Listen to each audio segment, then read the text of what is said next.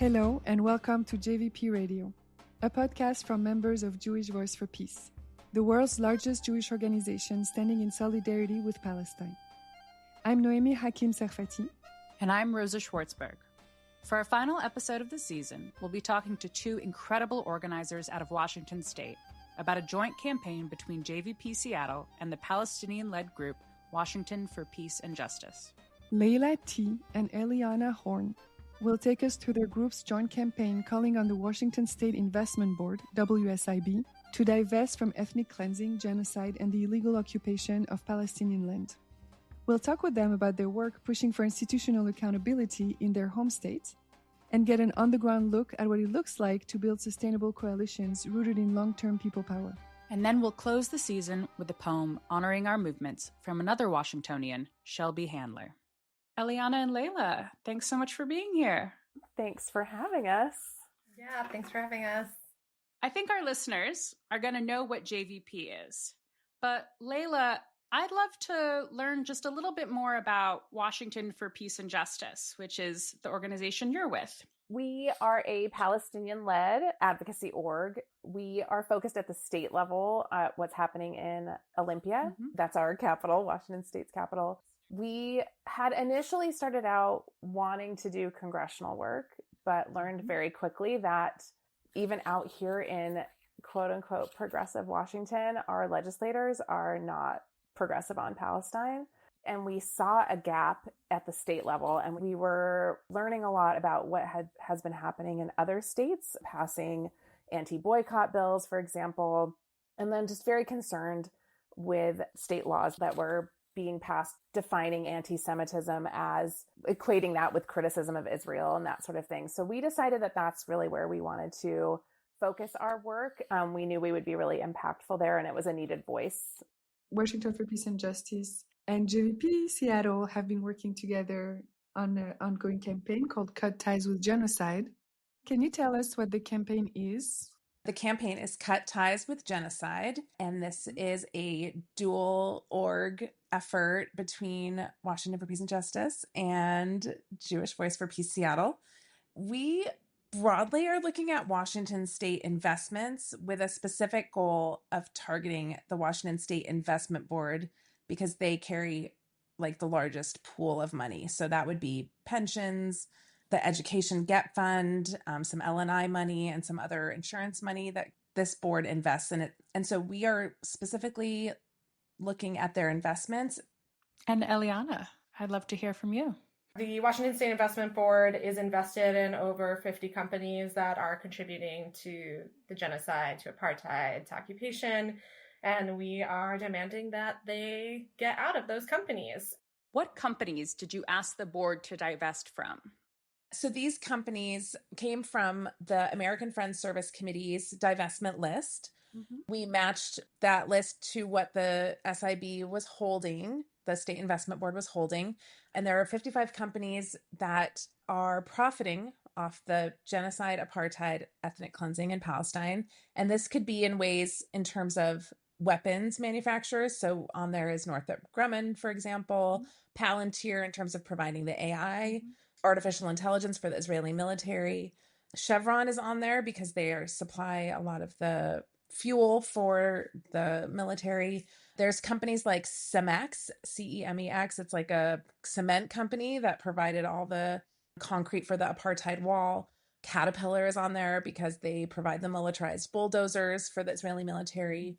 Essentially, AFSC looked at how much are they benefiting? How much damage are they doing? So it's not every company, that works with the Israeli military. It's, they have to have a large enough impact to make this list. They have to be non-responsive to shareholder pressure.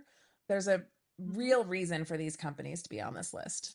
We went to the State Investment Board and started speaking about our list and our concerns with, human rights violations, only to hear other organizations speaking to their concerns about the environment, their concerns about Washington State investing in Geo Group that not only is committing human rights violations in the detention center in North Tacoma, but also has been sued, because of that by the state. So it's costing the state money.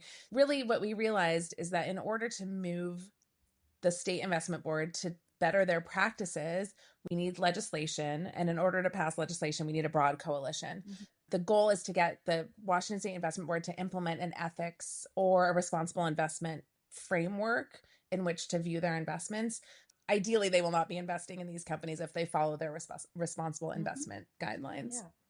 Well, I just wanted to point out that there are massive funds that do have ethical standards. So there's the Norwegian Sovereign Fund. They have ethical principles and they have an exclusion list. And most of our companies are on their exclusion list. They're very clear ethical criteria. So serious human rights violations, child labor, environmental degradation. So what they could actually do is just look at their list because they've done all the work for, what meets their criteria. They wouldn't even need to do that much work. And honestly, it's only about 150 to maybe 200 companies and that is the all encompassing. That's environment, human rights, et cetera. And so we're talking about a couple hundred companies in the world of like tens of thousands of companies. And it's 1% of their portfolio that we're focused on. And that is like a tiny percentage of all possible investments. So this idea that you're going to tie our hands, you're going to limit our investments, this is going to be so bad. It's really hard to swallow that when it's you're focused on such a small percentage of any of this. It's a small amount of your overall spending. It's a small amount of companies. And then other companies are successfully doing it. Like Norwegian Sovereign Fund is doing just fine. Wow, it's fascinating. How did this campaign get started? Our couple origin story. Yeah, we found each other on Hinge. And we wanted a campaign that was going to allow us to use the power we had built over the last 6 months in particular, but obviously all the time, the decades leading up to that. But not just use that power, but like as a way to grow our power. So we wanted to find a campaign that like was winnable, but not like super easily winnable because we really wanted to make sure we were growing. We were and are deeply concerned with war profiteers and the weapons industry and wanted to make sure that we were doing something that was bringing more attention to the companies that are enabling the genocide to happen. So we had done like a public records request, and then we sort of launched into the campaign and strategizing once we had the data. We mapped the Washington State Investment Board, figured out who was on this board, how they got there, how decisions are made. We had an inside person with a code name and everything. It was fun. And yeah, we figured out we needed like an inside game and an outside game. Yeah. So we sort of had the insider track where we were meeting directly with board members, but also mobilizing people. An inside-outside strategy is where advocates both try to persuade people with power privately and also work to build public pressure for change. One of the big outside moves was a protest of Palantir. Can you tell me about that? Our two organizations were working together for nearly a year, and we had gotten to the place of being very clear in our demands, building relationship, building strategy, shared analysis and understanding. We're trying to figure out basically like this balancing act of, do we want to go public with the campaign? Do we want to stay under wraps and like try to start moving things without really being on the radar of our opposition? So JVP did an action outside of Palantir's office. Amazing. It's not public knowledge that they have an office here in Seattle. So out of that action, the fact that they have the office, where the office is, and then how much money the State Investment Board is invested in them made it out into the press.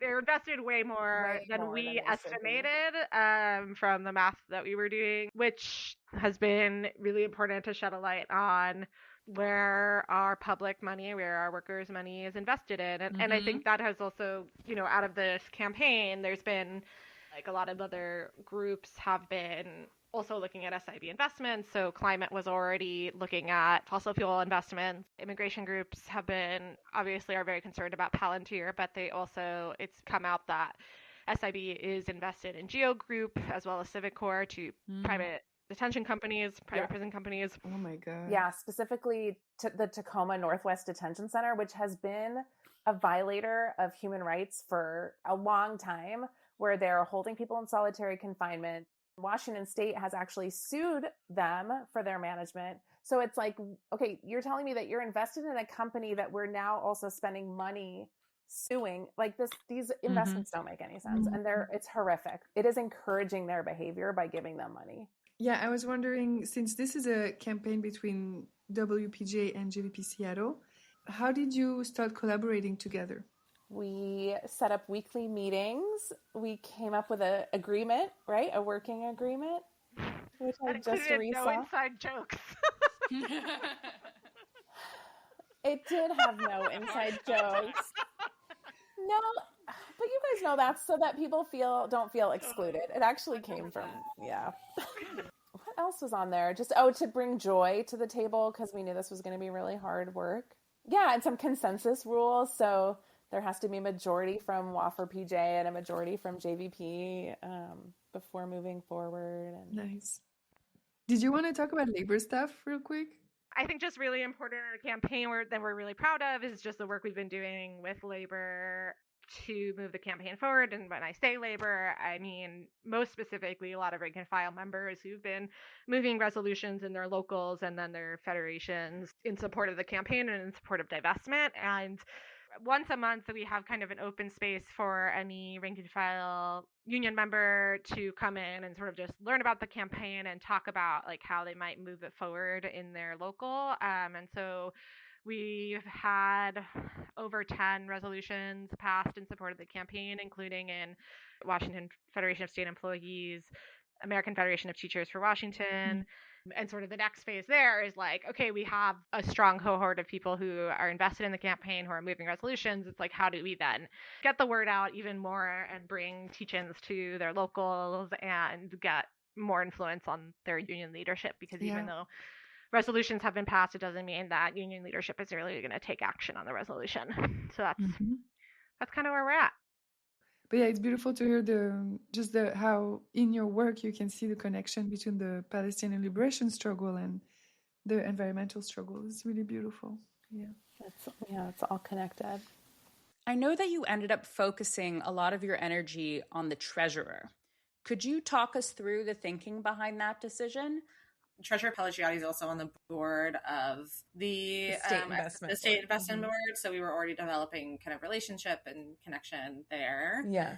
He is generally more conservative with how he invests. So he does not really like to invest in stocks, but he has had excellent returns. So when we went to him, he said, I think he only does bonds. And we were like, well, do you do Israeli bonds? He said, no, I do not. We were like, great. And then after a conversation with Dove at AFSC, Dove mentioned that we should actually be asking about corporate bonds. So we went back and said, okay, we'd like to see your list of corporate bonds. And turns out he was holding Caterpillar bonds. That was the only one from our list that we saw. He was quite committed to ESG, right? So environment, social, and governance practices. So we had like 3 or 4 meetings over the course of the year. And we went back and said, we think you're a little bit light on the S, and explained the social part, explained how Caterpillar was complicit in the killing of Rachel Corrie from Olympia, Washington. And then he promised to take that back to the team and have a look at it. And honestly, we got busy with the legislative session and kind of like was not super focused on it. But then we got news that he had sold off his Caterpillar bonds, which was amazing. Eliana, do you want to pick it up from there? We show up to every state investment board meeting where he sits on the board. So it's like he's seeing, every 2 months, a swarm of humans demanding that their money be invested in alignment with the world we want to see. When we are bringing bigger pressure on bigger institutions, there's a different kind of trickle-down effect. We can see smaller victories along the way. And I just would love to add that, he is using this ESG framework that we are hoping that the board will also apply. So he was able, rather than to say on ideological grounds, he got rid of this. He was able to say, I used the concern about the environment, the social, and the governance factors that implicate these as risky investments.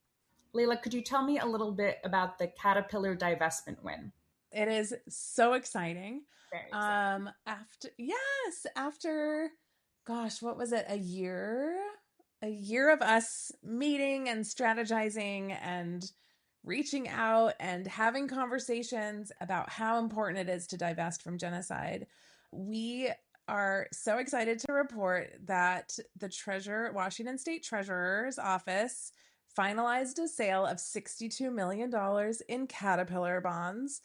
And it's just really huge news. Yeah. And it was a handful of us who did the strategy and mobilizing, a few hundred folks to put the pressure on and make the phone calls. And it happened. It's just really exciting.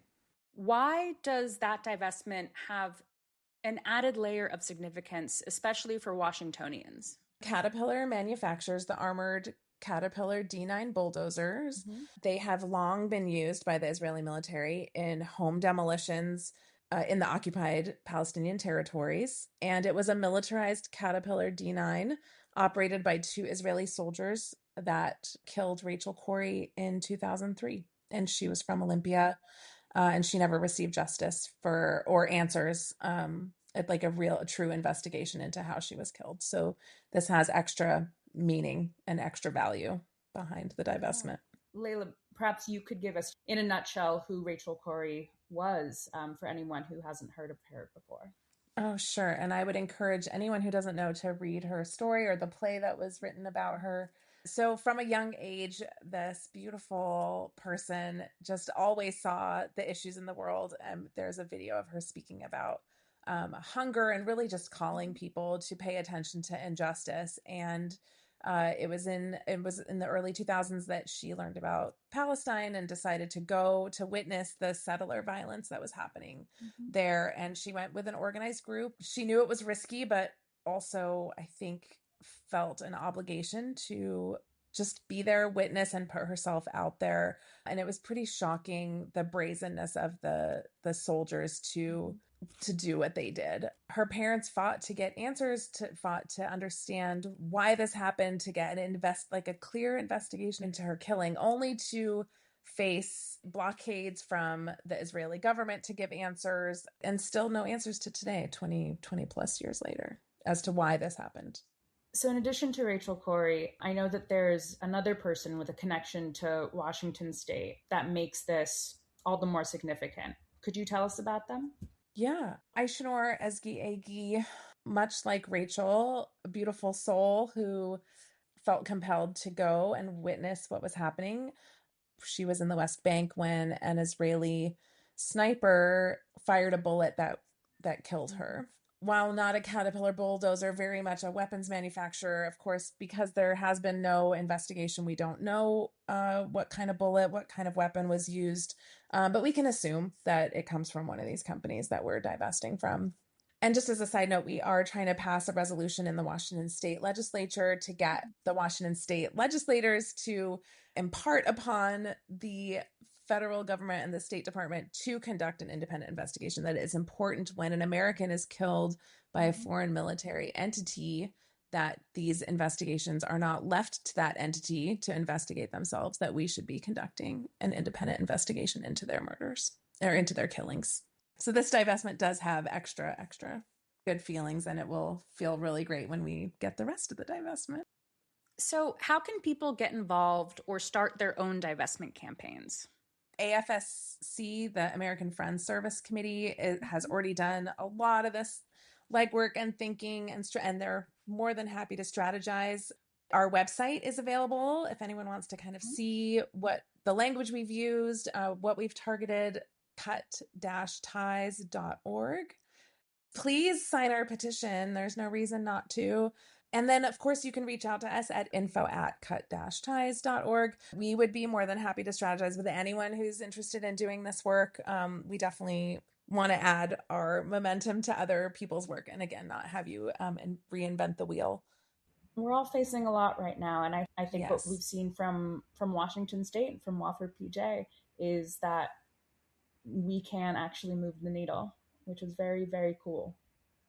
Absolutely. Absolutely. And I would encourage people to look at their own portfolios. If they have any access to managing it themselves, you can get that AFSC list and you can divest yourself. And all of that helps make the case that everyone should be divesting, even the larger institutions. So always something we can do, always something that can be done. You can find out more about Washington for Peace and Justice, JVP Seattle, and the Cut Ties campaign at the links in our show notes. Thank you to Sonia and Liv from JVP Communications for backing this podcast from the get-go. We'll continue to push alongside our Palestinian allies for justice here and elsewhere. We're closing out our season with a recording of a poem honoring our movement from the writer, performer, and JVP staffer, Shelby Handler. You can find a link to Shelby's work in our show notes as well. Thank you so much for being with us this season. For JVP Radio, I'm Noemi Hakim Serfaty. Till next time. And I'm Rosa Schwartzberg. Till next time. Blessed are we, betrayers of all counterfeit kinships, whose estrangement moves us toward an ancient and urgent togetherness. May we organize our ghosts to join us in the streets. May we wrench our shimmering multiplicities from the maw of militarism. May new homes be formed between our marching shoulders.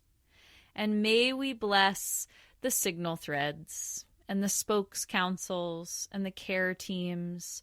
Bless the interest form, the QR code, the recruitment spreadsheet with its infinite containers brimming with affinities that never existed until now. Bless all the sacred architectures we craft to catch our people, how our efforts stretch across space and time to weave a place for our folks to land in. Bless all the mundane work it takes for us to be dangerous together. Bless calling our family and friends to ask, do you want to get involved? Bless what we really mean. Do you want to build a new world together? Do you want to build a new us together? Bless how we refuse to leave the sterile offices of those who could stop a genocide but are choosing not to. Bless the children and grandchildren of refugees scaling the walls of warships to stop weapons from leaving the port. Bless how we link arms and lock ourselves to buildings to forge a chain that pulls us closer to the world we need. May we win real safety this time. May we create new kinships along the way. Kinships that can outlive all forms of supremacy. May we reach a belonging our ancestors never got to have. And may we call out to those who are not yet with us. If your heart is broken, may that breakage be a doorway. There is a family waiting for you, called a movement.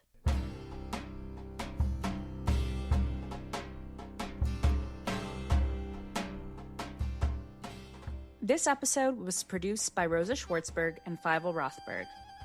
It was edited by Fievel Rothberg. Hosted by Noemi Hakim Serfaty and Rosa Schwartzberg. Theme music, Lo Galérien by Eleanor Vey. Art by Lior Ostroff.